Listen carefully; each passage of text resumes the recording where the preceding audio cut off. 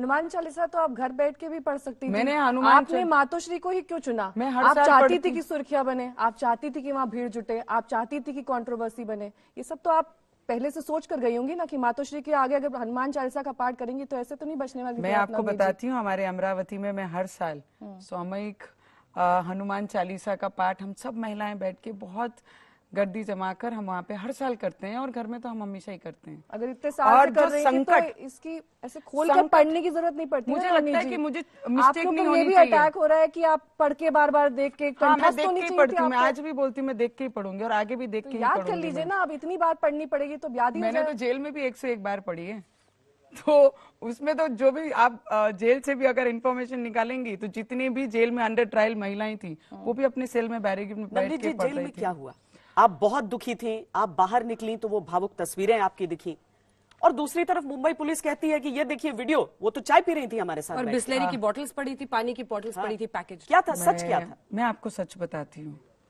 जब मुझे अरेस्ट किया गया और अरेस्ट करके पुलिस स्टेशन लेके जाया गया मुझे और रवि जी को, तो वहां पे ये कहा कि आपकी बेल की प्रोसीजर चालू है, मैडम आप कभी वापस हमारे पुलिस स्टेशन तक नहीं आएंगी, तो आप प्लीज चाय लीजिए जब तक हम बेल की प्रोसीजर। बिकॉज एडवोकेट थे, एडवोकेट के असिस्टेंट थे, 2 एडवोकेट, 3 जने बैठे थे मेरे साथ और बेल की प्रोसीजर कर रहे हैं। वो पीरियड उस वक्त का था जब वो बेल की प्रोसीजर बोलकर हमें चाय का ऑफर किया और हम चाय ले रहे थे। तो ये जानबूझकर किया गया? जानबूझकर ही आपको चाय ऑफर की गई, आपका वो जो सीसीटीवी फुटेज था वो जारी किया गया, ये सब कुछ प्लान था? और जब मेरे वकील बोलते हैं प्रेस के सामने कि it is a bailable offence, हम सुबह कोर्ट से ले लेंगे, तब उन्होंने कहा रात में 12 बजे, पहले तो उन्होंने सबसे बड़ी मिस्टेक की, आफ्टर 6 बजे के बाद कोई महिला को पुलिस स्टेशन बिठा नहीं सकते हैं। इट इज नियम, ये नियम के अंतर्गत है। 12 बजे तक बिठाया, 11:15 बजे हमें कहते हैं कि आपको सांता क्रूज पुलिस स्टेशन लेके जाया जाएगा और वहां पे पीआई के कैबिन में आपको बिठाएंगे जहां आप पूरी रात रहिए।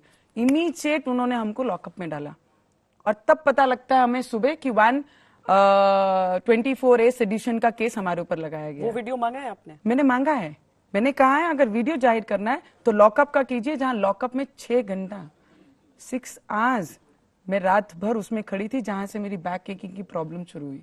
मुझे चटाई भी उन्होंने बैठने के लिए लॉकअप में नहीं दी।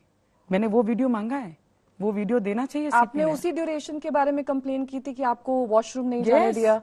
यस, वही वीडियो मैंने मांगा है कि आपने पुलिस स्टेशन का जारी किया, आपने लॉकअप का जारी करना चाहिए। रवि जी को 4 क्रिमिनलों के साथ अब आप वो वीडियो लेकर कंप्लेन करेंगी? मैं पूरे जितना भी मेरे साथ में दुर्व्यवहार ये सरकार के माध्यम से हुआ है, जो अत्याचार मेरे ऊपर हुआ है, उसकी पूरी, एक व्यक्ति राज्यसभा का मेंबर है, प्रेस कॉन्फ्रेंस में बोलते हैं कि 20 फुट नीचे आपको गाड़ देंगे। आप ये तरीके से खुला बोलते हैं, आपने क्या बोलती हैं उनके लिए? मैंने ये नहीं बोला आपको 20 फुट नीचे काट देंगे। हमारी संस्कृति, हमारे संस्कार हमारे साथ हैं। मैं मेरी लिमिटेशन के साथ लड़ाई कर रही हूँ, मेरे विचारधाराओं को लेके लड़ रही हूँ। इसका मतलब संजय राउत की बात कर, हम संजय राउत की बात सुना देते हैं जल्दी से। संजय राउत ने क्या कहा है? संजय राउत ने जो कहा है, और खास तौर पर वो आपके लिए, वो बंटी बबली, आप दोनों पति पत्नी को कह रहे हैं, वो सुनाते हैं, फिर इस पर जवाब लेंगे। बंटी एंड बबली अगर पहुंचे हैं तो हमें कोई एतराज नहीं है। ये जो स्टंटबाजी है, फिल्म के लोग हैं, ये फिल्मी लोग हैं। ये स्टंटबाजी या मार्केटिंग करना उनका काम है सबका, और बीजेपी को आप ऐसे लोगों की जरूरत पड़ती है अपने मार्केटिंग के लिए। स्टंटबाजी और बीजेपी की मार्केटिंग, बीजेपी की मार्केटिंग, सबकी आप जरिया बन गई हैं महाराष्ट्र में।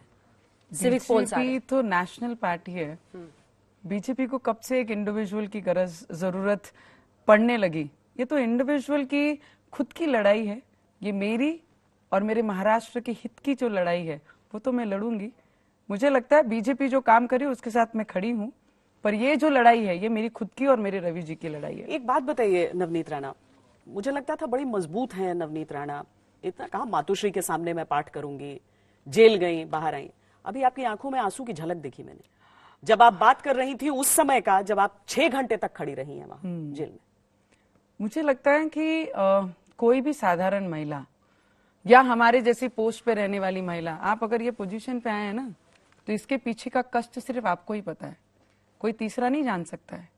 जो कष्ट करके मैं आई हूं, कोई बाप दादा के नाम से नहीं आई हूं, खुद की मेहनत से, खून पसीना एक करके ये यहाँ तक आंसू आपके पहुंची हूँ। टूटने के संकेत हैं।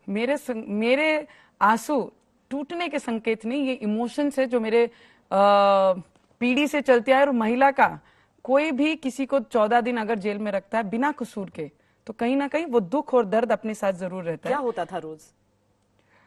जैसे ही सलाखें दिखती हैं, शायद जो पिक्चरों में देखते थे हम, जो शूटिंग करते थे, और जब रियल में जब आपको सलाखों के पीछे जब वो टाइमिंग अनुसार लॉक करके जाते थे, तो दुनिया की सबसे खराब मूवमेंट वो क्षण होता था जो मैंने 14 दिन वो जेल और लॉकअप में दिया है।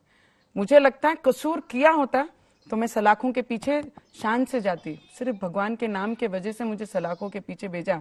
उद्धव ठाकरे को इसका जवाब राम भक्त और हनुमान भक्त आने वाले समय में जरूर देंगे, इसमें कोई भी शंका आपकी नहीं है। भाषा ये बीजेपी वाली हो गई है, ऐसा लगता है। और मैं ये क्यों बोल रही हूँ आपको बताती हूँ एक एक करके। आप कह रहे हैं कि उद्धव ठाकरे अच्छे सीएम नहीं साबित हुए, वो नाकाम साबित हुए, तो आप उनके बाहर, घर के बाहर जाकर विरोध करती, आप नारे लगाती, लेकिन हनुमान चालीसा का पाठ करना है, इसका कोई तो औचित्य होगा ना, इसके पीछे की दलील क्या है? संकट मोचन को तभी याद किया जाता है जब संकट आप पे आता है। जब मैं जेल में थी तभी मैंने संकट मोचन को याद किया, तभी ताकत से मैं बाहर मजबूती से और निकली कि मुझे तुम इतने कमजोर मत समझो कि मैं तुम्हारे इतने अत्याचार से कमजोर होके घर पे बैठ जाऊंगी। नहीं, मैं और डबल ताकत से आऊंगी। जो संकट मेरे महाराष्ट्र में आया, जो संकट मेरे किसानों पे आया, जो संकट मेरे बेरोजगारों पे आया, जो संकट लोड शेडिंग के माध्यम से आया, जो संकट मेरे महाराष्ट्र के हर एक व्यक्ति पे आया है, वो संकट दूर होना चाहिए। इसलिए हनुमान चालीसा का पाठ उद्धव ठाकरे के घर के बाहर, क्योंकि वो प्रमुख हैं, मुख्यमंत्री हैं वो राज्य के, इसलिए उनके घर के बाहर पड़ना था। आपका संकट दूर हो गया है बेल के बाद, या अभी ये लड़ाई जब तक आप जारी रखेंगी तब तक उद्धव सरकार जब से तक आपको... उनके हाथ में पावर है, कितना भी संकट वो मेरे ऊपर लाएं, कितना भी पावर का दुरुपयोग करे, नवनीत राणा, रवि राणा थमने वालों में से नहीं है। पर थोड़ा सा ऐसा लगा ना कि जब आपका पूरा मामला चल रहा था उस समय राज ठाकरे भी अजान के विरुद्ध हनुमान चालीसा की ही बात कर रहे थे। राज ठाकरे को लेकर क्या विचार है? वो बाला साहब की विरासत को बेहतर बढ़ा रहे हैं? मुझे लगता है कल मुख्यमंत्री ने मुन्ना भाई एमबीबीएस का उल्लेख किया कि संजय दत्त को मुन्ना भाई में महात्मा गांधी जी दिखते थे और कुछ तो लोचा हो गया, पर सपने उनको ही आते हैं जो करने की क्षमता रखते हैं। अगर उनका सपना सच हो गया, बाला साहब ठाकरे उनके सपने में आते हैं, तुम तो ऑलरेडी फ्लॉप हो, डिजास्टर हो जाओगे। वो बात जरूर याद एक और रखना। लोचा हुआ था आपका, जो सीटी स्कैन और एमआरआई का एक तस्वीर वायरल हो गया था, वो क्या था? अरे मुझे लगता है कि अगर मैं कस्टडी में होती तो वो डिपार्टमेंट का और सरकार की डिपार्टमेंट के अंतर्गत जेल आता है, वो डिपार्टमेंट को अधिकार था। मैं किस बेस पे हॉस्पिटल में एडमिट हूँ वो पूछने का अधिकार वो डिपार्टमेंट का है। डीएमसी का कौन सा अधिकार है? नोटिस दिया है उन्होंने लीलावती अस्पताल को। मुझे पता है जी, कल वो मेरे किचन में आके भी चेक कर सकते हैं नवनीत राणा ने आज वो तो खाना उसी क्या दिन खाया। आपके घर इस पहुंच लेवल गए पे थे। उद्धव ठाकरे जी गिर गए हैं। जिस दिन आपको बेल मिली थी बीएमसी के अधिकारी तो उसी दिन आपके घर पहुंच गए थे। वो क्या था? क्या आप समझ रही हैं कि ये कोई षड्यंत्र के तहत हो रहा है? 100%। बीएमसी सिर्फ सरकार के इशारे पर काम कर रही है, बायस्ड है, क्या है आपका? 101% जी। हमारे महाराष्ट्र में जब भी ऐसी कार्रवाई हुई है, जो भी उद्धव ठाकरे के विरोध में बोलता है उसके घर तोड़ने पहुंच जाती है बीएमसी। ये पावर का दुरुपयोग कर रहे हैं। इन्होंने मुझे बेघर भी कर दिया तो रोड पे बैठकर मैं हनुमान चालीसा और इनके विरोध में प्रदर्शन करती रहूंगी और मेरे महाराष्ट्र को आगे बढ़ाने का काम जरूर। डर और लगता मामला है? डर लगता है? क्या क्या किससे? कर सकते हैं? किससे? वहीं पर जेल जा चुकी हैं आप, घर को लेकर अभी कार्रवाई जेल हो से चुकी ज्यादा है। क्या डराएंगे मुझे? नहीं, डराने के लिए तो अगर वाकई हो तो बहुत कुछ हो सकता है। धमकियां तो आपको एक से बढ़कर एक मिली हुई हैं। धमकियां का उत्तर भी महिला हूं मैं, इतनी जल्दी तो नहीं डर जाऊंगी उद्धव ठाकरे और उद्धव ठाकरे की धमकियों से। कल तो खुलेआम मंच पर बोलते हैं मंदिर जाना जरूरी नहीं है, हनुमान चालीसा पढ़ना जरूरी नहीं है, तो अयोध्या क्या करने जा रहे हैं? वो भी तो मंदिर है। जब हनुमान के नहीं तो राम के कैसे हो गए?